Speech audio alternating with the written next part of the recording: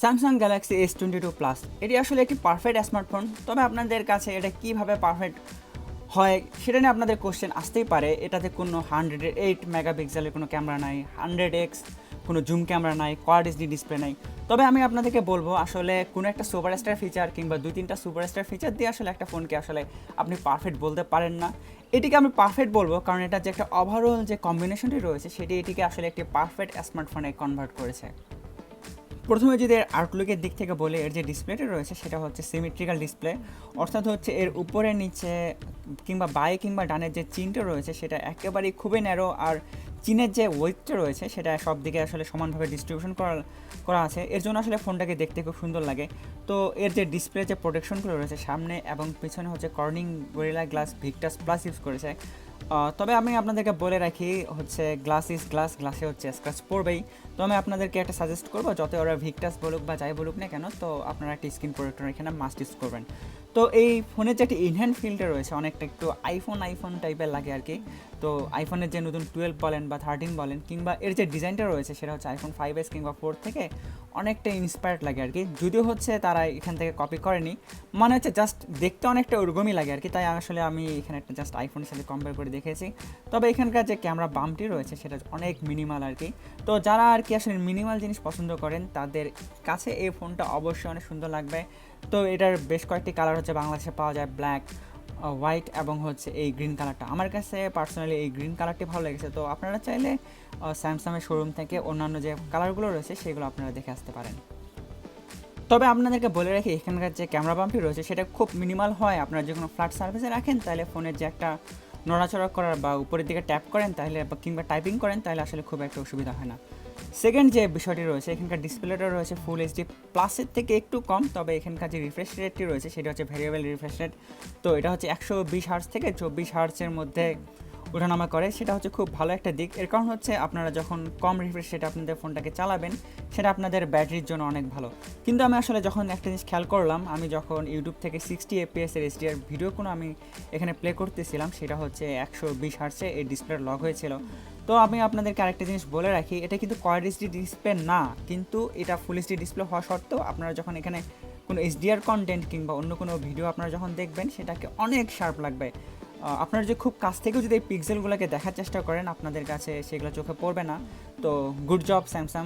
তবে আপনাদেরকে বলে রাখি এখানকার যে রিফ্রেশ রেটটি রয়েছে, আপনারা যখন কোনো সোশ্যাল মিডিয়ার কোনো অ্যাপ কিংবা ইনস্টাগ্রামে আপনারা যখন স্ক্রল করেন তখনও সেটা দেখলাম যে হচ্ছে 24 থেকে 120 হার্জের মধ্যে সেটা ওঠানামা করে, যেটা খুব ভালো একটা বিষয়।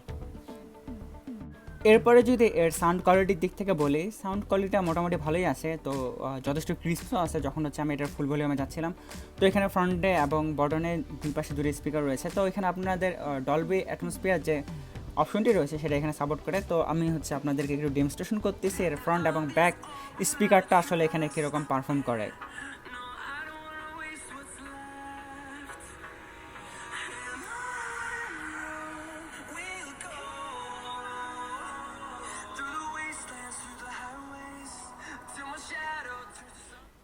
এই ফোনটির সাথে আপনারা সরাসরি অ্যান্ড্রয়েড 12 এবং ওয়ান ইউআই 4.1 পাচ্ছেন। তবে আপনাদেরকে বলে রাখি এই ফোনটা কিন্তু আসলে কেউ যদি কোনো একটা ফোন অনেক লং রানে চালাতে চান কিংবা অনেক লং রানে একটা সাপোর্ট পেতে চান তাহলে আপনারা এটা খুব সহজেই নিতে পারেন। কারণ হচ্ছে এটাতে তারা 4 বছরের মানে মেইন যে আপডেটটা রয়েছে সেটা এখানে আপনারা পাবেন, প্লাস হচ্ছে 5 বছরের সিকিউরিটি আপডেট আপনারা এখানে দিয়ে থাকবে।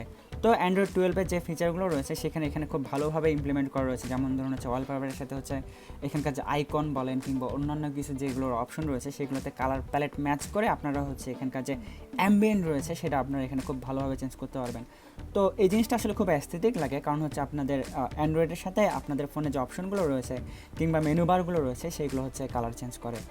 আমি আপনাদেরকে শুরুতে বলেছিলাম এই ফোনটিতে আসলে কোনো সুপারস্টার ফিচার নেই, তবে এখানে হচ্ছে যতটুকু লাগে ততটুকুই এখানে তারা দিয়েছে। এখানে 50 মেগাপিক্সেলের একটা আলট্রা ওয়াইড ক্যামেরা রয়েছে, 12 মেগাপিক্সেলের মেইন ক্যামেরা রয়েছে এবং 10 মেগাপিক্সেলের একটা টেলিফোটো লেন্স রয়েছে।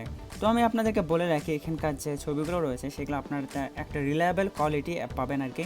আর সবথেকে বড় কথা হলো এখানকার যে আমি ক্যামেরা ছবিগুলো তুলেছিলাম আর কি, তো এখানে বিভিন্ন লো লাইট বলেন ডে লাইট বলেন, তো আমি যখন ছবিগুলো তুলছিলাম এখানে একটা যথেষ্ট কনসিস্টেন্সি আপনারা পাবেন আর কি। মানে যখনই আপনারা একটা ক্যামেরাটা ওপেন করবেন আপনারা আসলে যে জিনিসটা এক্সপেক্ট করবেন আর কি তেমনই একটা কিছু পেয়ে যাবেন আর কি। তো এখানে দেখতে পাচ্ছেন যে আমি এখানটা ওয়াইড অ্যাঙ্গেলে তুলেছিলাম আর কি। তারপর এটা মেইন ক্যামেরা দিয়ে তুলেছিলাম, তারপর এটা হচ্ছে 3x দিয়ে, তারপরে যে ছবিটা রয়েছে এটা আমি হচ্ছে 10x দিয়ে তুলেছিলাম, তারপরে হচ্ছে 30x দিয়ে তুলেছিলাম আসলে এই 30xটা আসলে কেমন কাজ করে সেটা দেখার জন্য। এবং এর যে সেলফি ক্যামেরাটা রয়েছে সেখানেও হচ্ছে মোটামুটি ভালোই ডিটেল ক্যাপচার করে, এবং এর যে পোর্ট্রেট মোডগুলো রয়েছে সেটাও যথেষ্ট ভালো রয়েছে। তো আমি আসলে আপনাদেরকে একটা জিনিস মেনশন করে নিই, আমি যে এই ফোনটি কিনেছিলাম সেটা হচ্ছে স্যামসাংয়ের অফিসিয়াল থেকে কিনেছিলাম, প্রি অর্ডার করে আসলে আমি এটা 1.5 পেয়েছিলাম। তবে আমি আপনাদেরকে বলতে পারি যে আসলে আমি 1.5 দিয়ে যে কিনেছিলাম আসলে এই প্রাইসটা যে আমি পে করেছিলাম সেটা জাস্টিফাই কিনা।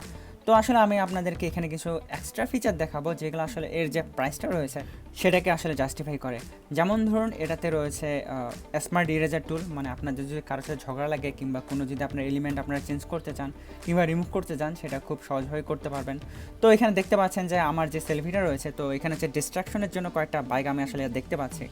তো এখান থেকে হচ্ছে 3 ডটের যে টগলটা রয়েছে সেখান থেকে অবজেক্ট ক্লিনার নামে যে অপশনটি রয়েছে সেখানে যান, সেখান থেকে একটু জুম করে আপনারা যদি কোনো আইটেমে সিলেক্ট করে ফেলেন সেখানে ইরেজ দিয়ে দেন, তারপরে সেটাকে যদি আপনি কিছুক্ষণ একটু ওয়েট করান তাহলে দেখবেন যে সেই অবজেক্টগুলো আপনাদের ওই পিকচার থেকে রিমুভ হয়ে গেছে। তো আপনাদেরকে যদি হঠাৎ করে জুম করে এই ছবিটা দেখাই তাহলে আসলে কেউ কিন্তু বলতেই পারবে না যে আসলে সেখানে একটা কোনো বাইক ছিল কিনা। তারপর এখানে আপনাদেরকে দুটো আন্ডাররেটেড ফিচার দেখাবো। আপনাদের যদি কখনো স্মার্ট টিভি থাকে তো আপনারা কিন্তু আপনাদের যে হোল যে স্ক্রিনটা রয়েছে সেটা কিন্তু আপনারা স্মার্ট ভিউ দিয়ে তো আপনাদের যে স্ক্রিনটা রয়েছে সেটা ওয়্যারলেসলি হচ্ছে সেটাকে মিরর করতে পারবেন। তো আপনারা দেখতে পাচ্ছেন যে এখানকার যে একটা স্মার্ট টিভি রয়েছে সেটার সাথে আমার যে ফোনটি রয়েছে সেটা কিন্তু আমি সরাসরি মিরর করতে পারতেছি, কিংবা আপনারা চাইলে ল্যান্ডস্কেপ মোডেও কিন্তু আপনারা সেটা করতে পারবেন, কিংবা আপনারা আসলে আপনাদের ফোনে আসলে আপনারা কী দেখতেছেন কিংবা কী করতেছেন সেটা আপনারা হুবাহু আপনারা সেই জিনিসটা আসলে বড় একটা স্ক্রিনে আপনারা এক্সপিরিয়েন্স নিতে পারবেন। তবে বড় কথা হলো আপনারা যদি কোনো ইউটিউব চালান কিংবা মিউজিক প্লে করেন কিংবা আপনারা যে ফটো গ্যালারি দেখতে চান তখন কিন্তু আসলে এই জিনিসটা খুব ভালো কাজে দেবে। তারপর আমি আরেকটা জিনিস নিয়ে কথা বলতে চাই, সেটা হচ্ছে স্যামসাংয়ের ডেস্কটা। তো আপনারা চাইলে কিন্তু আপনার টাইপ সির সাথে একটা HDMI কনভার্টার দিয়ে আপনারা হচ্ছে আপনাদের যে কোনো টিভি কিংবা আপনাদের মনিটর যদি থাকে সেটাকে আপনারা পুরোপুরি একটা ডেস্কটপে কনভার্ট করতে পারবেন, যেমনটা আপনি এখানে দেখতে পাচ্ছেন। যদিও আমি এটা ওয়্যারলেসলি করেছি তবে এই বিষয়ে অনেক কাজের, কারণ হচ্ছে আপনারা একটা ফুল ডেস্কটপের এক্সপিরিয়েন্স কিন্তু আপনারা একটা ফোন থেকে পাচ্ছেন, তাহলে বুঝতেই পারতেছেন যে আসলে এই ফোনের আসলে পাওয়ারটা কত। তো পাওয়ারের কথা যদি বলতে হয় তো এখানে হচ্ছে আপনাদেরকে অ্যান্তুদু স্কোরটা দেখায় আর কি। তো এটা হচ্ছে অলমোস্ট 1 মিলিয়নের কাছাকাছি আসলে সেটা স্পর্শ করে আর কি।